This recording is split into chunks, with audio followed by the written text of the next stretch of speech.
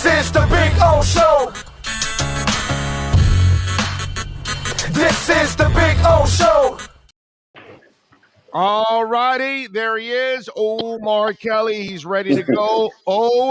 After watching this performance, it's kind of like a catch-22 because it was gritty. They were there in the end. They even had a chance.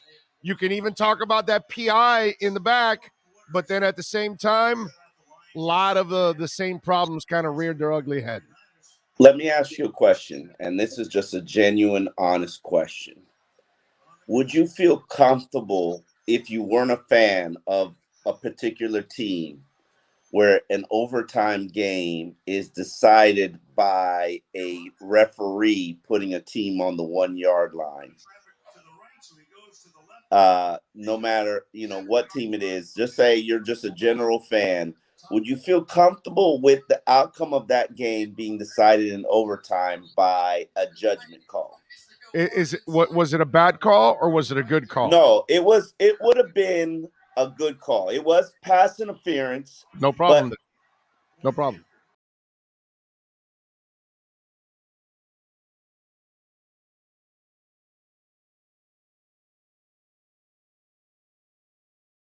None. If you were stupid enough to commit the penalty, you should not get a break, Omar, and don't call it and try to settle it on the field, because then you're telling one side of the team, one side of the game, you're telling them, well, it's all right for you to commit penalties right now because they're not going to call it on you. So then that creates an advantage for one side. So if you were dumb enough to commit the penalty in a key moment, you deserve the call, my brother.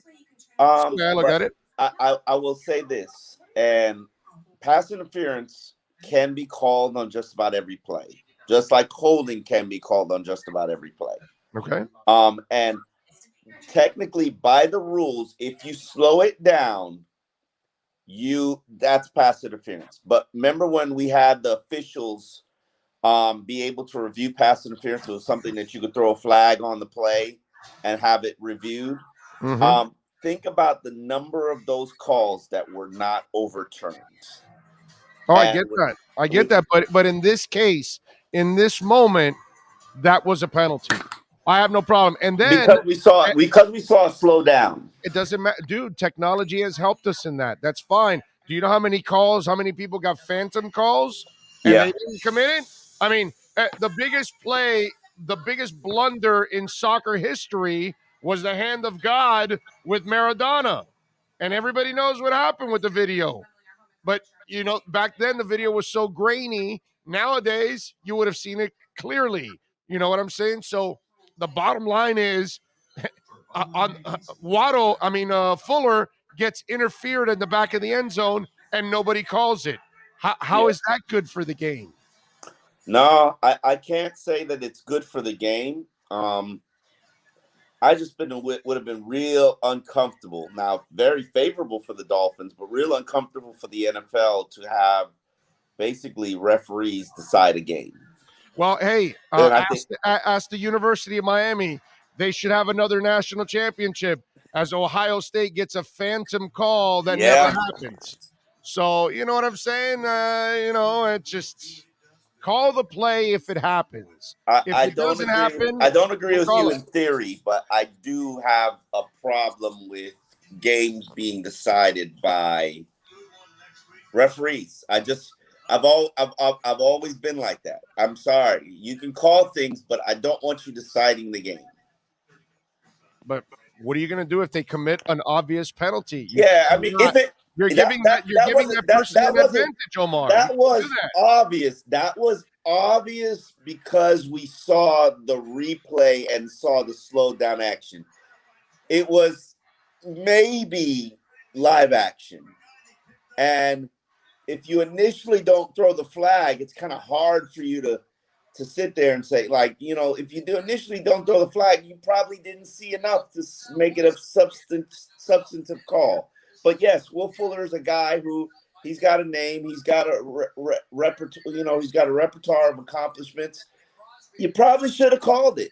Damn right. If it wasn't going to decide the game, it's going to decide the game. I'm swallowing my whistle. I just am. You can't do that, bro. You're giving the defender an advantage in that play. That means the DB knows, okay, I can commit a penalty and I won't let the guy catch the ball on me. Screw him. I have the referees on my side of the ball. So so now we have a 12th man. I disagree with you on that one, man. I disagree. Now let's get back to the game itself.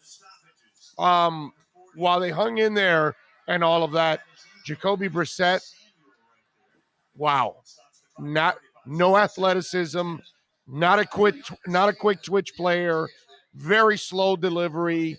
I almost feel like you could tell me it's the same offense, but it's really not the same offense the way they're calling it for him. Dude, it's a lot of crosses, a lot of slants, a lot of short stuff right in the front. They run crosses and slants. That is this offense with two crosses, slants. I would say more. We saw more screens. Yeah. You know, I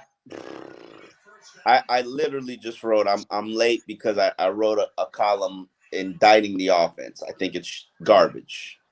And it has nothing to do with Jacoby. It does have something to do with the offensive line, because I understand you got to do a lot more max protection because pressure is not there. You got to limit what you can call because you're not getting the 5 and 7 step drop stuff. Jacoby's buying himself a lot of time in the pocket, and that's respectable.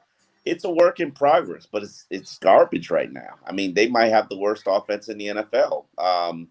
Maybe Jacksonville has a worse offense. Maybe the Giants have a worse offense. Maybe Chicago has a worse offense. But do you really want to be having conversations comparing yourselves to the worst in the league? No. No. And here's the most important thing, and this is what I kept bringing up in the column. What is their identity offensively? They don't have one, dude. They don't have one. And it's the screwed up part. They actually ran the ball today a little bit. Yeah. Why didn't they run it more? I don't know. They ran the ball 27 times. I think that's a pretty good number. I know. They should have run it more. They might have extended drives. They might have kept their defense a little fresher. I mean, at the end of the game, they got the ball in the final minutes, and it was pass because they had to pass. Well, at the end of the game, I understand that, but I'm saying, they sucked in the middle of the game. So they actually had. I mean, Gaskins was 13 of 65, and Brown was 7 of 31. And I know Brissett added, but still, the two running backs ran at a nice clip. So why not establish it a little bit more? That might even help you out with play action. That'll help you out keeping your defense fresh. You can extend drives. You can control the football a little bit more. I don't know. I saw a lot of good things that you could have done by trying to run a little bit more. That's all. I'd have to look at the game again to see if there were situations, play calls that could have led to the run. I'm not saying that I'm opposed. Every week I go into it saying should have ran the ball more, should be more committed to the run. I believe that this team should be a run-first team. I'm sorry, if you want to win and you want to take some pressure off this crappy offensive line, run the ball, because maybe they can be good at that. But today, 27 times, that's pretty damn good. I would struggle to tell you the games where they actually ran the ball 27 times without having a significant lead and need to run to kill the clock in the second half. No, I know, but that's why I'm saying that the last thing I want is Jacoby Brissett throwing it 49 times. He throws the ball a lot, and you don't get much yardage from it. And I'm like, he's thrown the ball a lot the last 2 weeks, and you're not getting much from it. And I'm not sitting here and saying he's playing bad or horrible, because he's got a lot that's working against him. But he shouldn't be throwing the ball 49 times. That's a recipe for disaster. I'm not exactly sure what they're trying to accomplish on offense. And here's the other thing. I don't know how much limitations Flores is putting on them also, because I kind of get the feeling that they're playing with Jacoby, but they don't trust Jacoby. You know what I'm saying? I mean, he was slinging it late in the game, so clearly they trust him. But at that point, you had no choice. You know what I'm saying? Here's my thing. Jacoby knows he's got a 3-game audition. If he ain't playing like if he's not playing like, they can't take the job back. Play your game. Like, Right. like what the hell are But they gonna do?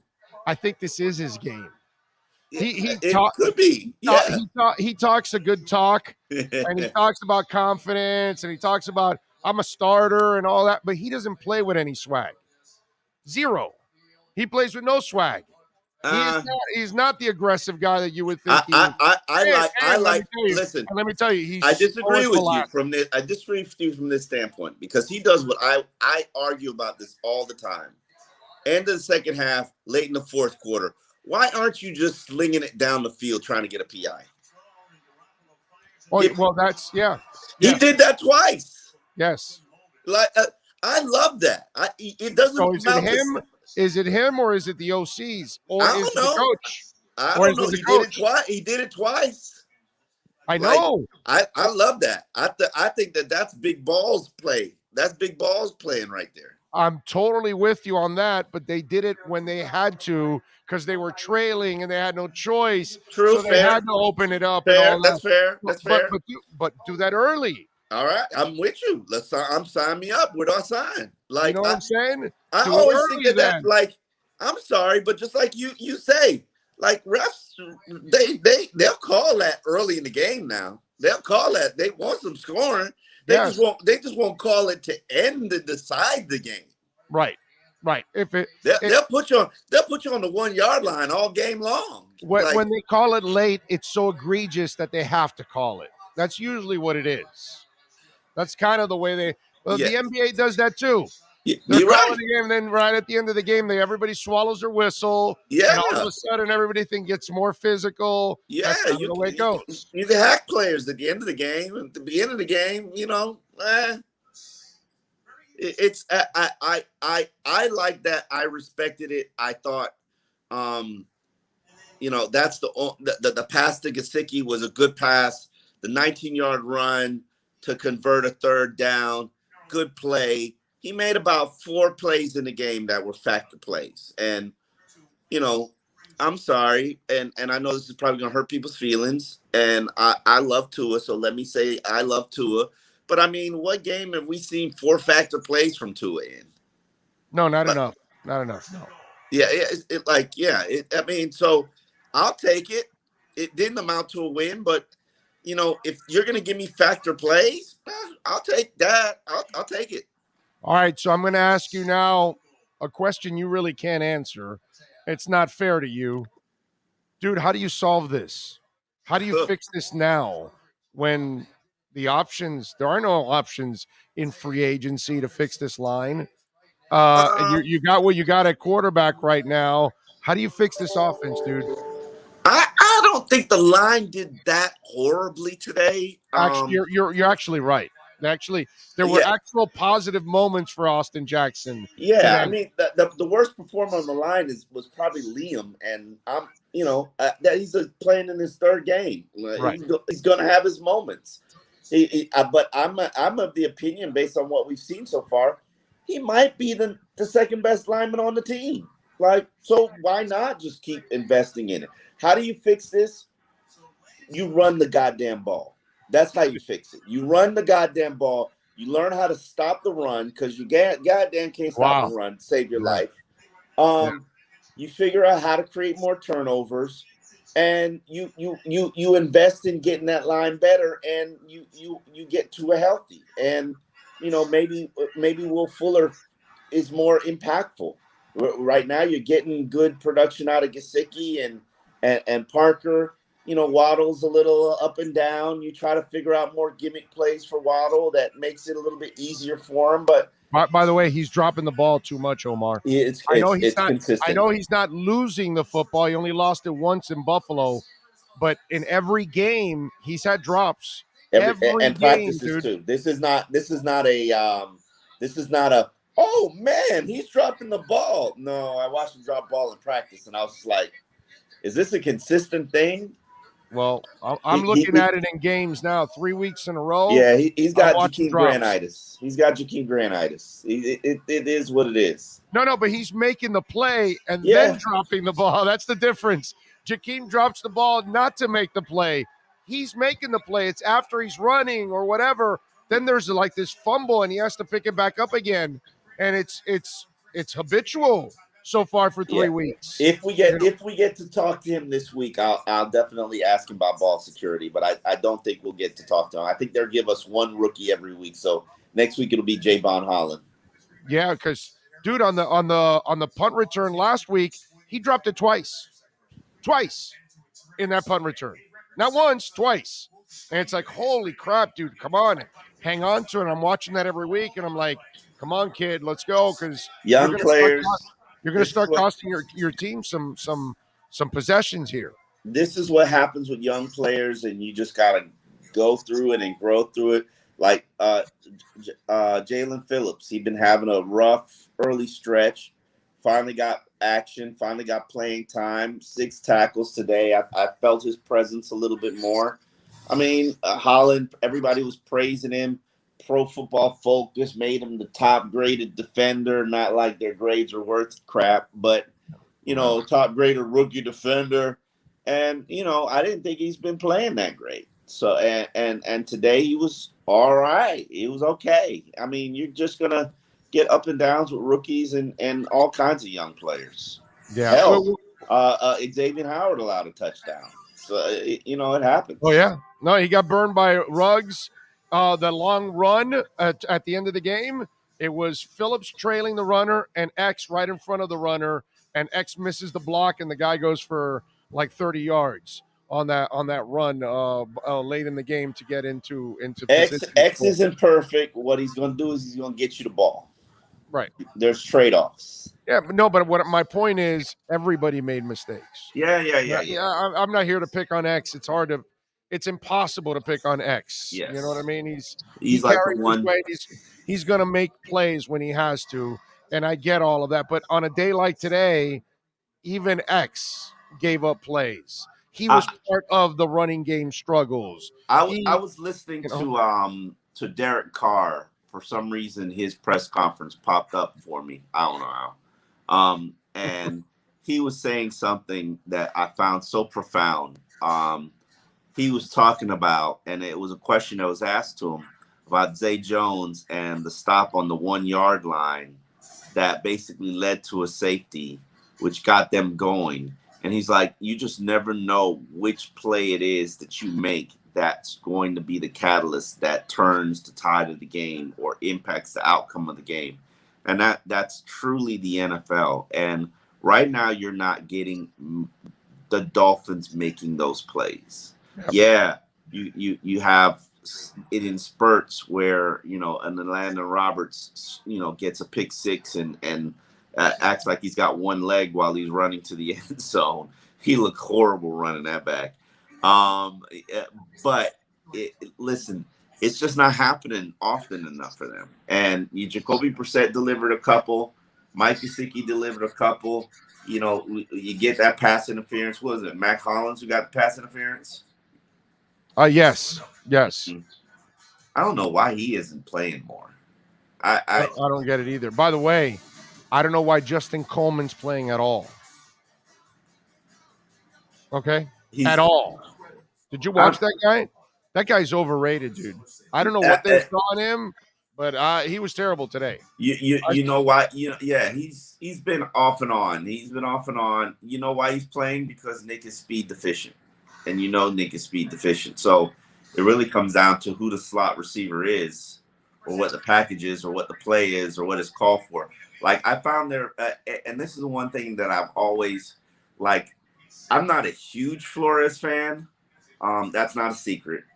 But they don't get out coached. And you can look at the strategy that they go into the game, and you can say, that makes sense. That's sound. Byron Jones on Waller, smart, intelligent, created other problems, but it took away his favorite weapon. It was a Patriot way kind of play call. Yeah. Then you got when you play those guys, that's the guy you have to take away. Yes. Then you have X shadowing Ruggs on critical plays where the big play is on the agenda, or big plays on the menu. Not every play, but when the big play's on the menu, okay, X, I got Ruggs, even going into the slot on him. And I'm like, man, that's smart. What I want to see is and yeah, they get 3rd and 1 stops and they get turnovers on downs and that's all great and good. But I want to see some smart coaching to stop the run, because either you don't have the personnel to do it, but they just, when they need to run, they just beat you down. There isn't a real linebacker that can run sideline to sideline and is a thumper. And that, and you know, how many tackles is I like Baker as a pass rusher. I like Baker to kind of help you out, but he's not Zach in that sense that he goes sideline to sideline and he's going to get 160 tackles in a season because he's going to be all over the run. That's not what his deal is. He's a different kind of linebacker. I like him, but they don't have that one guy that can run sideline to sideline. You know, like Oakland or Las Vegas, they're using Denzel Perriman in that role to be that guy. And even Denzel Perriman has his ups and downs at this level too, but he does make some plays. Give me one. I don't know. I don't know if Miami has that guy yet at linebacker. Yeah, no, and I would say that what's his name? Jerome Baker. He's missing more tackles than he should miss. But I don't see him as a physical guy in that sense. I can see him getting lost in the trash at times, and that's like traffic, by the way, folks. If you don't understand what I'm saying when I mean that, Yeah, so I can see him. You know, I just don't look at him like certain linebackers I've seen in the past. You know, that can go sideline to sideline, and they're just physical beasts that will fight through the traffic to get to the tackle. You know what I'm saying? He's a coverage specialist. That's what he does. Right. That's what he is. Right. So Yeah, and he can pass rush. He can also pass rush too. I give him credit there. Yeah. But he's just not the guy against the run, dude. And when do you see him pass rushing? They don't use him enough in that sense, actually. Nah, they don't. I wish they would I wish they would use him more, because you have the secondary to take that chance. And you've got coverage safeties that can do. So I would send him more, especially on a team that, you know, you kind of need somebody opposite of Agba. I'd actually be sending Jerome. They were successful at Brandon today twice. Yeah. Right? Yeah. He's found a role as a blitzing safety. Yeah. And that everybody's a specialist on this team. So, you know, we'll see. All right. Do you give them credit for coming back and fighting the way they did after getting their asses kicked 35-0? That part I do admire about them, by the way. I got to say that. I got to give them a little love for that. Nah, they're still playing like shit. Yeah, nah, I'm not. And they said it. There are no moral victories. No, I know, but considering how limited they are, God, I didn't think that they would come back when they went down double digits, Omar. I mean, they shouldn't have been down double digits. Got to give them credit, because they shouldn't have been down double digits to start. Like, no, they're not that good, so you know they're not playing. They should be. They were a 10-win team taking the next step. Yes, I know, but they don't have that. They don't have their quarterback in place. After I'm watching Brissett, God, that was bad. I don't know if the outcome is any different with Tua, and I'm a Tua fan. No, you're right. You're right. You know, they're just not playing very well right now, and you know, to me, it's trenches. Fix the trenches, both sides. Yeah, Tuttle's saying, wasn't Benardrick McKinney supposed to be that guy? Benardrick McKinney is good against the run inside the box. He's not an outside the box player. His speed is not going to get him to the outsides. He's a different kind of linebacker than what Omar and I are talking about. Oh yeah, I mean, what we're talking about is a hard linebacker to find, but right. Exactly. I don't know what happened to Benardrick, and I don't think it's just performance. So, and there's a reason why he's not playing right now. I don't know. I don't have all the facts to it, so I'm not going to sit here and scream from a mountaintop like, "Hey, this is," you know, maybe his heart wasn't in it anymore. Maybe he wasn't preparing for the week. I don't know. I don't, but or maybe he's just a 2-down linebacker and they didn't really. So is a Landon. But you can't have two of them on your team. That's the thing. Why not? With all these injuries, like who's stopping them? Right now? There's nobody stopping them from signing Bernard McKinney, re-signing him. You answered, well, nobody else is. You answered your own question just a couple minutes ago. Everybody's a specialist on this team. Yeah. And if you don't have the guys that transcend a position, which is the problem on this team right now, they don't have a linebacker that transcends the position. Yeah. That what we're talking about, those special linebackers. They don't have a defensive end right now that transcends the position. These are things that are hurt. They don't have a defensive tackle that transcends the position. And what I mean by that, ladies and gentlemen, because I know Omar understands what I'm saying, is it's a guy that can do it all, that does not have a weakness. Those kind of players, they don't have any of those players on this team, on this defense. They don't. That's the problem. Big problem. Yeah, I don't think they have. They don't have.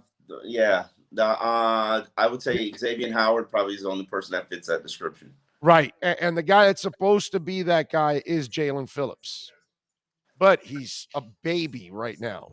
He's an infant, but he's the guy that's supposed to be able to drop back, rush the passer, help you in the run. He's the athletic end that can play linebacker and do it all. But at this point in time, he's not ready to do that. You know what I'm saying? He's struggling. He's playing slow. Yeah, like you know who got one of those guys? The Dallas Cowboys, Micah Parsons. Oh, we'll see. I'm not a big Parsons fan. We'll see. Okay, but he's the guy that has that ability to transcend and do it all. Yeah, that's that guy. That's the kind of player that they're looking for. Oh, what else you working on the Sun Sentinel so folks can check you out, my friend? We've got basically 20 things we learned from this game. A lot. You know, and the column that's coming out right now, I actually got to do some tinkering and some work to it.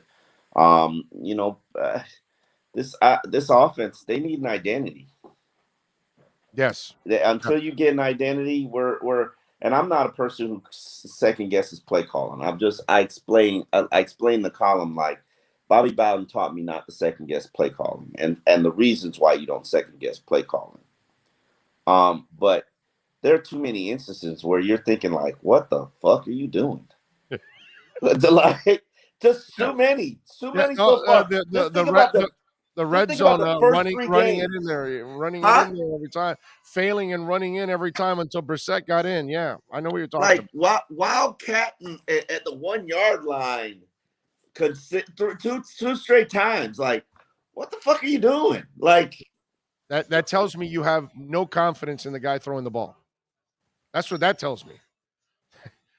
Let me put another runner in the box so we have the advantage against them. We take out the quarterback, and that's going to – because we don't trust our quarterback. That's basically what you did right there by doing that, because that's what they used to do with the Wildcat, because they couldn't trust anything else that they were doing. That was a problem. Limitations. Sucks. You good? Yeah, man. All right, baby. We'll talk tomorrow. All right, man. Talk to you later. You got it. That's our EJDConstruction.com Miami Dolphins reports.